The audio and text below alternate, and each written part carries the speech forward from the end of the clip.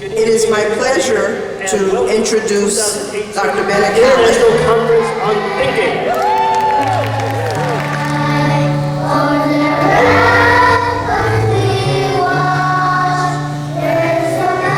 Well, Christopher, you sure I'm never too old? I guess not. It's wonderful to be here, and just in case you were wondering, I'm not Art Costa. I'm Bena Kallick. And I want to give you a full report for Art because, of course, I dearly miss him today. We prepared this today, so you will know that this is a presentation from the hearts of both me and Art. Art is doing fine for everyone who has been asking. He had a detached retina, and as you know, Art has vision, even if it's only with one eye.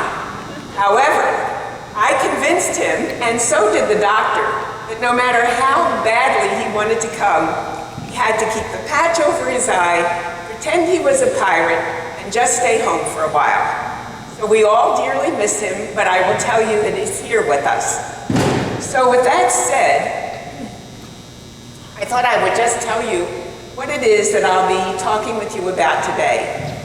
What I'm going to be doing is I'm going to be first just beginning. Art and I had thought about the idea that we would give you kind of a history of where we came from and how we came to the habits of mind.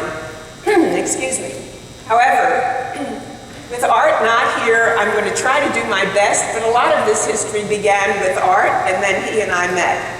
And then from there, we're going to talk a little bit about where it fits in the larger frame of things, why it is so important for us to be paying attention to habits of mind, particularly at this time, looking at instruction, and then looking at assessment for a moment, and that is where the journey will go.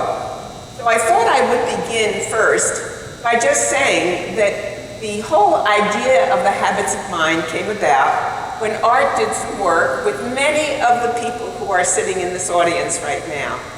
So David Perkins, well, at the time Reuben Feuerstein was involved. We had the Guy Claxton, Bob Schwartz, David Hirely. I don't know if I can mention everyone. But we rest on the shoulders of all the work that was done in the thinking movement, starting in the, I would say probably somewhere in the 60s we started, and then Art wrote Developing Minds. And from Developing Minds grew the idea that we could really, he and I connected. We worked on dispositional thinking, and we developed and began co-authoring the work on habits of mind. So now, at this time, which is really kind of interesting because the question is, why is it not only so important in the 60s, when of course Art and I were only 20, why is it not only important in the 60s, but why is it important today just as much, if not more so? So what's the work that makes it so powerful? The first that I would say is that people now are talking about college and career readiness. This is a real big deal all across the world. Everyone is worried about it. And what I would suggest to us is that we really have to take a beat and just ask a couple of important questions. So one important question is, does college look and will college look in the next 20 years the way it looks right now? My guess is no. Will career look the way it looked 20 years ago or the way it will look in the next 20 years? We don't know. So one of the questions, and David Conway, I think, pursues this in a very interesting way, is he says, well, what does readiness look like when you don't know what you're getting ready for? It's a kind of interesting question. And so what he says is, well, we're going to need intellectual openness. And of course, you've been hearing about this from all the other speakers. We're thinking about inquisitiveness, analysis, reasoning, being able to be problem solvers. So when we say readiness, we're saying be ready for something, and we can't tell you exactly how it will work. So your mind will have to be as active as you're just physically being there. And then Veronica yesterday talked with us, and then our wonderful speaker, Christopher, reinforced this, that we really do need to think about the global competencies. And so you heard from him how powerful it is to not only investigate the world, not only be curious about the world, but but to take action in the world. In addition, we started looking at something, and this is something that Art and I have been kind of discovering, and it seems like it's something that people are paying attention to, and they call it VUCA. Now, I'm not thrilled that it came from the U.S. Army of War College. However, what I think is interesting is that it does give us something to think about in terms of what do we really mean when we're saying this. So the first thing is that I would say the V, which stands for volatile. This is a volatile world. I don't know whether you've noticed. For those of you who watch the news 24 hours a day, this is a volatile, uncertain world. So we have volatile, we have uncertainty, and then we have the complexity. We have the complexity of all the things that are going on. And I don't know about you, but when I was a kid, I remember that I grew up in New Jersey, and I remember that if I read 2 newspapers, I thought I was very well informed. I don't know how many of you have had the same experience of feeling like, wow, you know, I've read the newspaper, I know what's going on. Well, that was, of course, before there was so much information, so much, too much information, that we began to ask the question, what is probably so important for us today is to recognize that we don't even know what we know. That we begin to think about the ambiguity of everything, things that we have to look at multiple sources for, the idea that we do have to be able to distinguish between fact and opinion, that we do have to figure out what we mean by fact and what we understand about points of view, and then finally the complexity of it all. So given that, what we were saying is it's kind of a time, once again, when we can say that the habits of mind are basically so central to everything that we need to be thinking about. Because the definition, and we have many definitions as we think about it, but they are dispositions. And they're what intelligent people do when they're really not sure what to do. So with that, this is just a little reminder of what the habits of mind are. I'm sure you all know them because for those of you who saw the musical the other night, you recognized them. I heard people checking off and saying, hey, that's the one about questioning. There they go. It's managing impulsivity. And then we have Christopher, who is remaining ever more open to continuous learning. So if you will, just take a moment and look at the list. I'll put it up again for you and turn to a person who's near you just for a moment and say, boy, how have the habits of mind actually contributed to your success? What do they mean for you personally? I'm just going to give you a moment. Now, here's the thing. There's a lot of people here, and I have to make sure I get you back. When I raise my hand, if you'll just raise your hand, bring you back, and I think it's a good idea to give you little moments and breaks where you can have cognitive digestion so you don't get cognitive indigestion.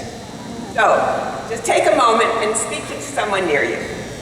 This is Habits of Mind around the world, and you can see that we're in all over the world. We're in Australia, New Zealand, we're in England, we're in Wales, we're in Singapore. We have a broad number of people who are working with us around the world.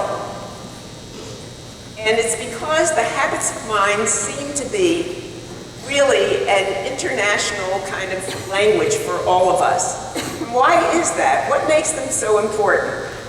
Well, the first is that they're all, in case you hadn't noticed, they're all ing words. So a lot of the things are, for example, nouns. You'll hear it talked about the idea of honesty. You'll hear in character education, they'll talk about the idea of perhaps thinking about things in terms of respect, all of which are important. We wanted to be sure that every one of the habits really is a verb, because it really is a set of behaviors. And there are capacities and behaviors that can be taught, and they can be learned, and they can be assessed.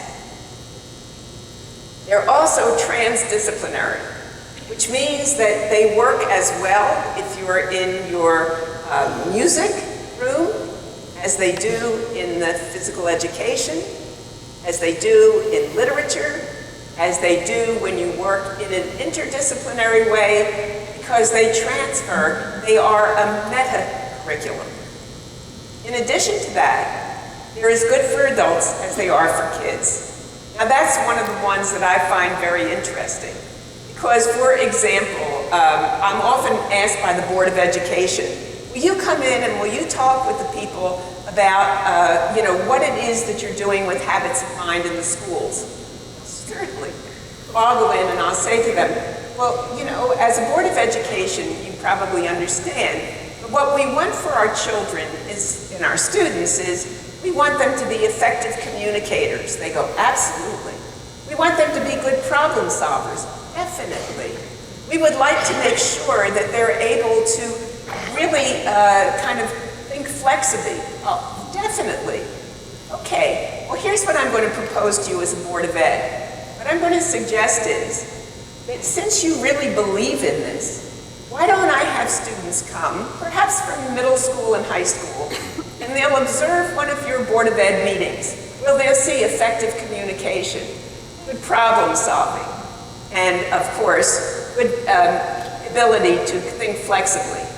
Well, you didn't laugh, but they usually do, because it's laughable. Because right now, we don't see the adults behaving in the ways we would like to see our children behave. And I think Stephen Covey said it very well when he said, you can't talk yourself out of what you behave yourself into. You can't talk yourself out of what you behave yourself into. So what we realize is it's critical for teachers.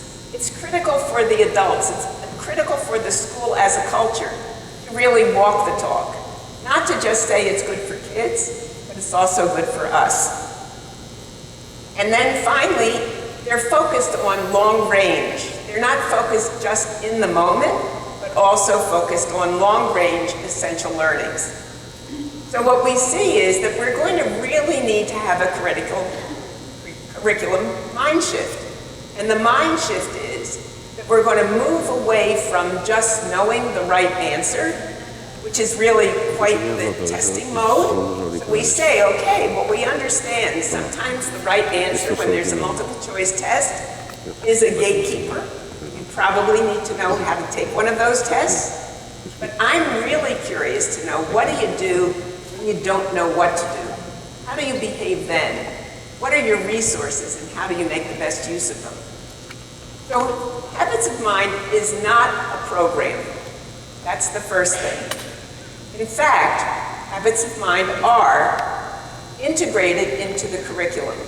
So one of the things that we feel very strongly about is that we're not saying, oh, this is another layer that you put on in your school. We're saying this is integral to the culture of your school. So we're suggesting that it's integrated into the curriculum. It's a part of the vision of your graduates. Thank you. Many people are saying now that we're looking to see what are the outcomes? Like when you say when your students leave your school, how do you imagine them to be? What is it that you would like to see them able to know and able to do? And many people are now beginning to define that as a part of the vision of your graduates.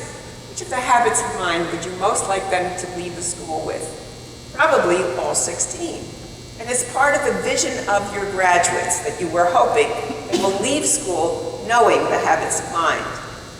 It's also integrated into the norms of your school. When you're having a meeting and you're beginning to have that conversation, are you then saying, while we have this meeting, let's make certain that we listen to one another with understanding and empathy. Let's make sure that we're really paying attention to the way that we question and the way that we pose problems.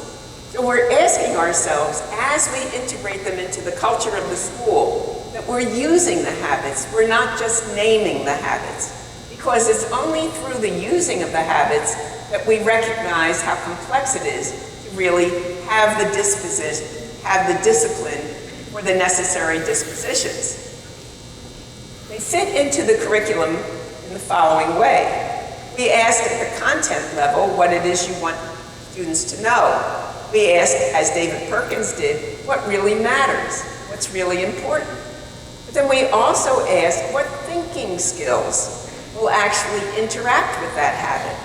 And one of the things that I think is very interesting is that we really need to appreciate the fact you can't know something in the absence of the interaction of the thinking skills.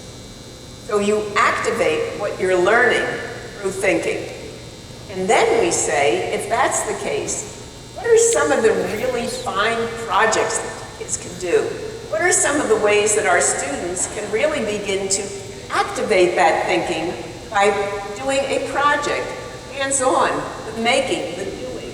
Or even yesterday, as I listened to Sherry Tishman, and I was thinking about slow looking, because slow looking is also activating, if you notice. So then, cognitive tasks that we're asking students to do. And then finally, the habits of mind that represent the landscape in which it all represents the curriculum for ourselves. Then, in addition to that, we have them integrated into IB learners. And I was just talking with Maxine Driscoll, who has been doing a presentation around IB. Look at this, because an IB learner is actually using the habits of mind.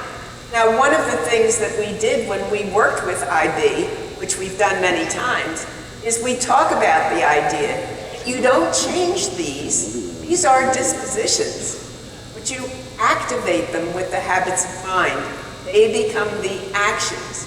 What does it mean to be curious? Well, when you're questioning and posing problems, you're being curious. So what's the behavior that helps you to be curious? What are the behaviors for it becoming more knowledgeable? So what we've done with IB is we've now taken a lot of these and we've clustered habits underneath them in such a way that you don't change what your learner profile is, but you make it active through the kinds of behaviors you're looking for. It also fits with character education, because we see that with character education, again, we're caring, we're cooperative, we're collaborative, and then we just begin to say, which are the habits of mind that work with this. So what we're suggesting is this is not another layer. This is a way to make active the kinds of beliefs and values that you have in your particular schools. Now, it also fits with social and emotional intelligence, because so many people are looking at social and emotional intelligence. And if you'll notice, what we put here is that from the scientific point of view, notice listening with understanding and empathy, engaging, being able to manage your impulsivity, metacognition. What we're suggesting is not that the emotions aren't there, but that we have to name them. And I thought our speaker, Mary Yang, when she spoke to us, really made such a strong point of saying, feeling. We have a language for feeling. We have a language for describing what it is that we're experiencing. Emotions, we need to name them in order to tame them. So now, there's always this big question. So, okay, this all sounds good. Let's just see, what are our cautions? As David Perkins suggested, we always have our cautions. What is our caution? Can they really be taught? Can little kids really learn habits of mind? So I'd like you to we're going to focus on listening with understanding and empathy. And so what I'm going to do is I'm going to show you something that suggests perhaps in this sequence the answer to, can they be learned? Can little kids actually know what empathy is? He's getting worse. What can we do? He needs his mommy, Brittany. She'll know what to do.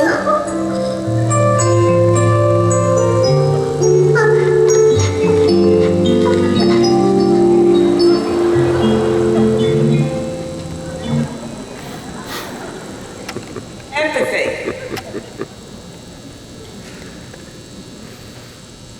Can it be taught? Can it be assessed? Can we really help our young children to learn it? Let's just watch for a moment and see the example of how this listening has been taught.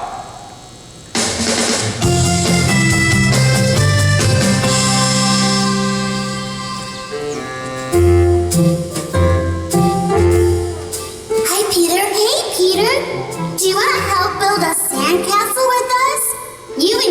be the Sand King and Queen. No thanks. I'm not in the mood. I didn't have a very good weekend and I'm a little sad about it. Oh, what happened? I had a soccer game and we lost. Oh, a soccer game? Is that all? I was worried that something really bad happened. Something bad did happen. Peter, it was just a game. Cheer up. You have another game this weekend, don't you? Maybe you'll win that one. Maybe. I'll see you later. Come on, Queen Bee. Let's go build you a sandcastle. Wait, Maria. Maybe we should see what's wrong with Peter. What do you mean? Look at how he's walking so slow with his head down. Oh, you're right. He's not acting like the usual Peter that we know. Let's go talk to him and see what's wrong. We should listen to him with understanding and empathy. What's empathy? Empathy is when you understand and share other people's feelings. When you have empathy for someone, you just know how they feel because of the way they look and talk. Oh. He does look pretty sad. You're right, Dee. Come on. Peter? Oh, hi. I'm sorry I didn't understand how you felt before. I'm just really disappointed about my soccer game. My grandpa was there watching me, and I really wanted him to see me win. It wasn't just any game. This game was special. What happened? I missed the last goal, and my team lost. Oh, you wanted your grandpa to be proud of you winning, but you lost. I understand. You're sad because you feel like you let him down. Yeah, you do understand. And it feels good that you empathize with me. Thank you. Hey, weren't you going to build a sandcastle? It's okay. We'll build one later. We just want to sit here with you. And next time I see a friend looking so gloomy, I'll try to understand and empathize with why they're feeling that way. You guys are good friends.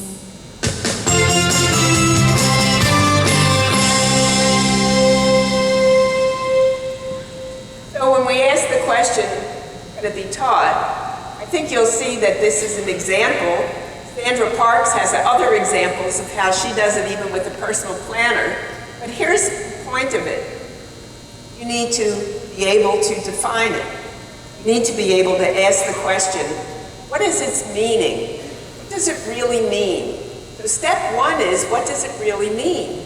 So you notice that in this instance, the kids had that opportunity because they saw what it was not first, which is sometimes the way we develop a concept formation.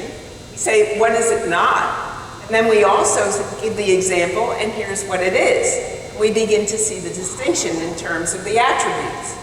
So in this particular instance, what the child is saying there is, okay, we understand, look at him, look at the way he was walking.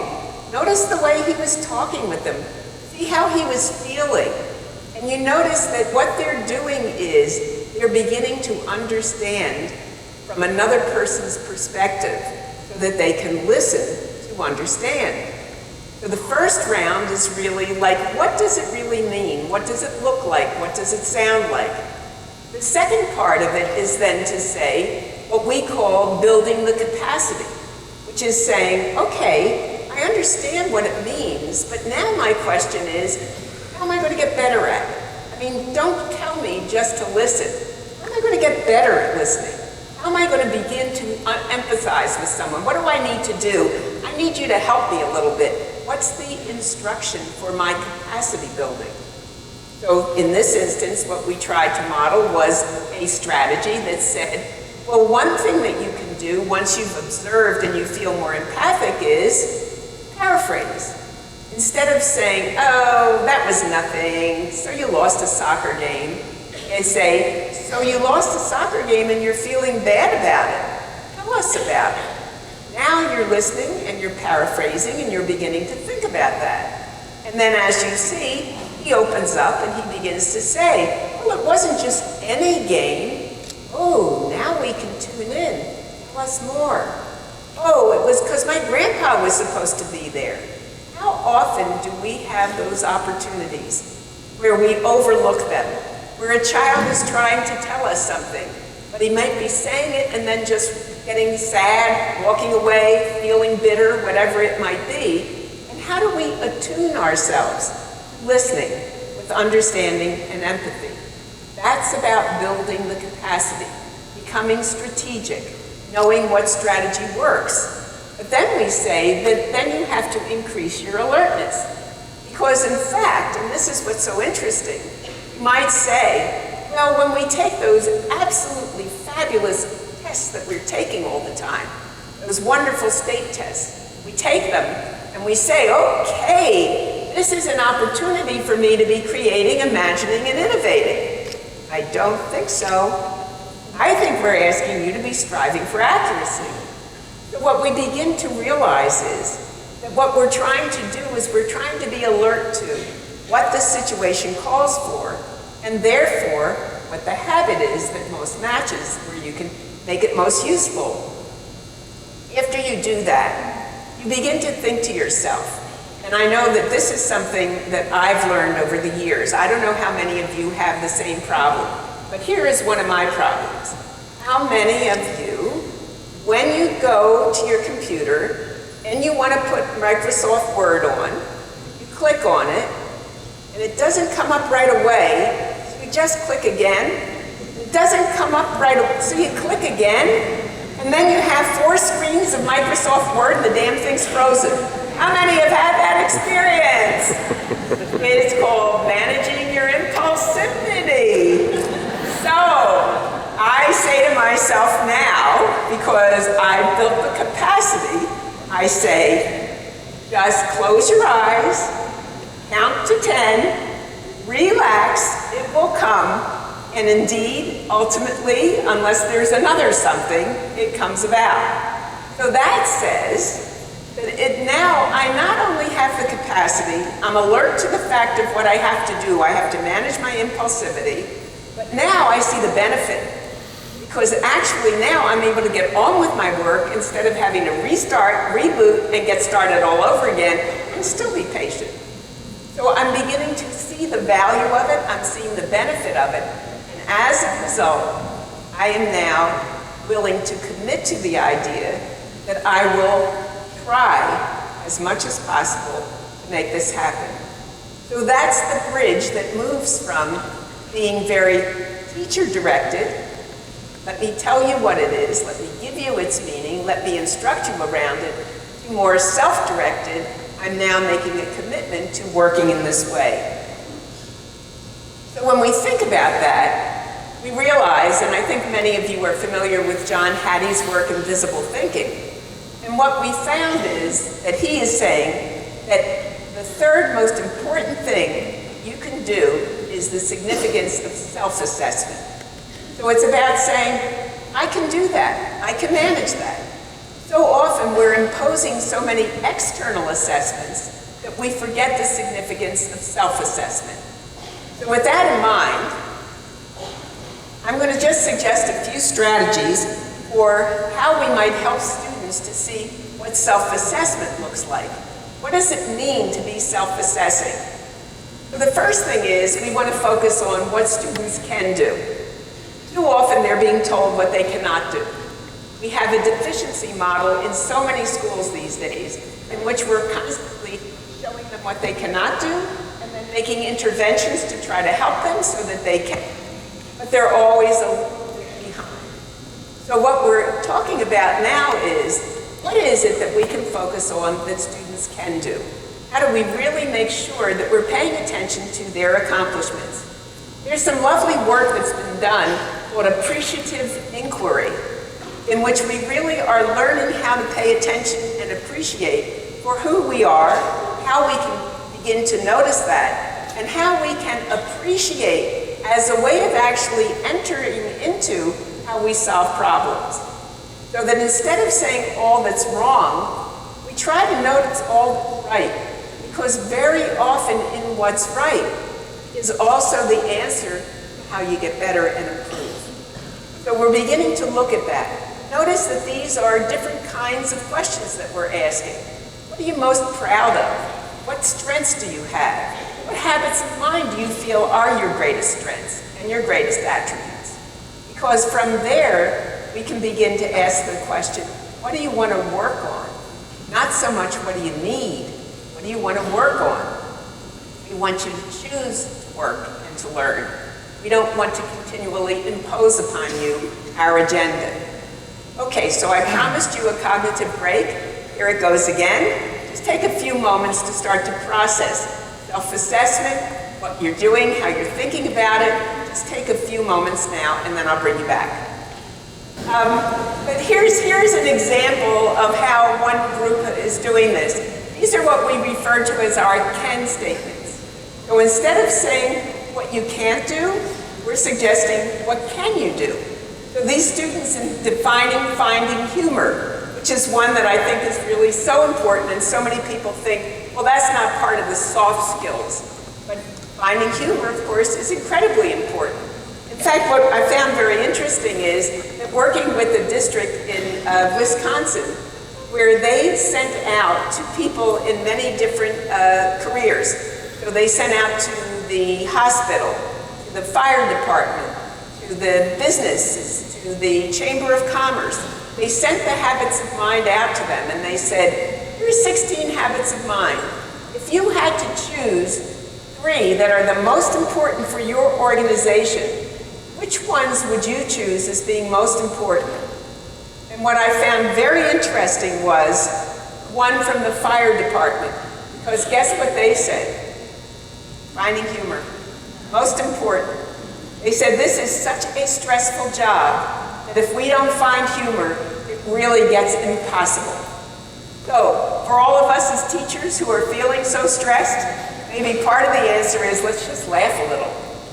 So you can create things that are funny. You can use humor to entertain. You can recognize, create, and evaluate whimsical ideas. You can laugh at yourself. So you really can begin to think about, these are things I can do. But notice what it does not say. It does not say that you laugh at someone else's expense. But you don't need to say that if you're in fact saying, here's the positive construct of what finding humor is about. Let's work from there. So I'm going to ask you now, what do you call a fake noodle? This is your humor question. What do you call a fake noodle? Take a guess.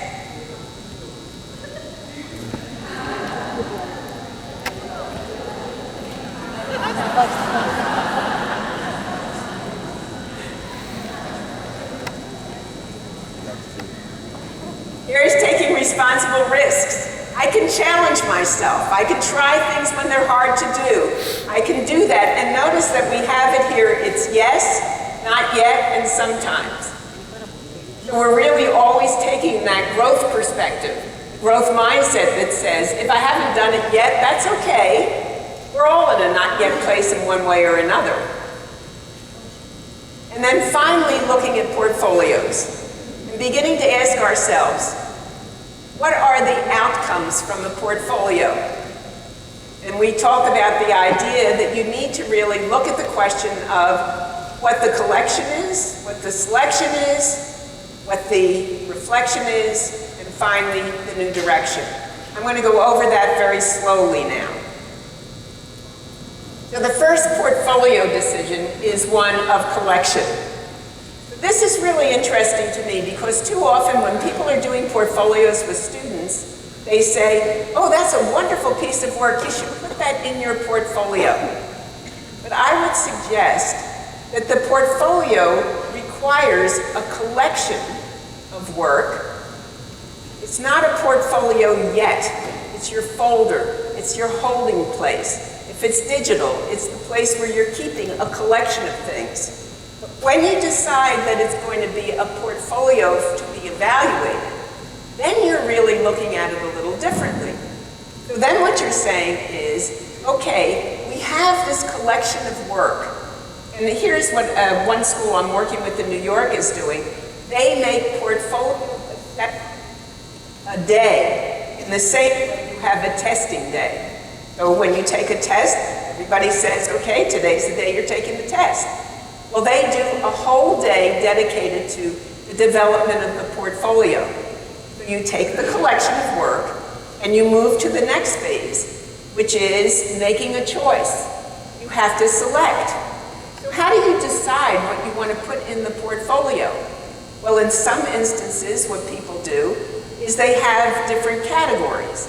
For example, in one place where I'm working, they say, these are the learner outcomes, they're the vision of our graduates, and so each one is tabbed that says creative thinking, collaboration, those kinds of tabs, and then students take work from any discipline that's a good evidence of, this is the evidence of when I felt that I was being most collaborative, when I was really working to the degree of making sure that I was working and thinking interdependently. This is the evidence, this is the habit I was developing, and this is what it looks like. On the other hand, some are saying, show me pieces of where you've met the new next generation science standards. So show me examples of that. And they're all different ways of developing the portfolio. But the next question is what you're selecting to put in. And then, this is an important aspect of it because this is where the portfolio actually becomes evaluative. Up to this point, you have a collection, you have a selection, you could easily have a scrapbook. But once you begin to think about the idea, now I have to step back and say why I chose what I chose, how I explain that, where you see evidence of what I'm trying to point out to you. I am now making this portfolio, and I want you, the reader, the person who's going to see it, actually engage with me, and I want you to know how I was thinking about each piece as I put it in. So now we're really thinking very differently about the portfolio. Here's an example. This student put in, the most important thing I learned in kinder was restraining our impulsivity. Here's a great one. This is from a teacher who had the students do wanted posters.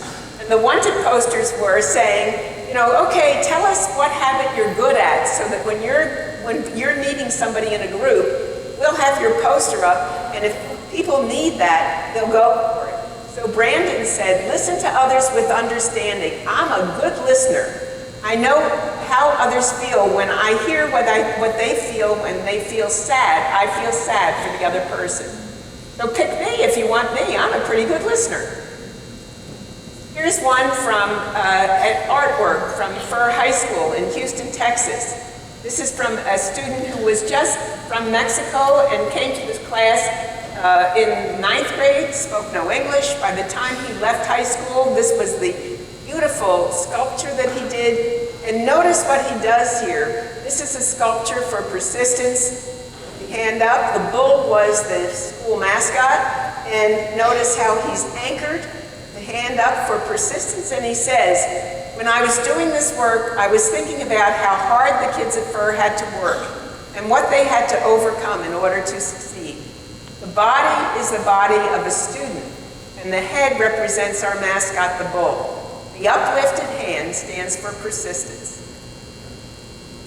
And this one is quite remarkable to both Art and me, because the people who are working in the correctional institutions in the state of Vermont all are using habits of mind.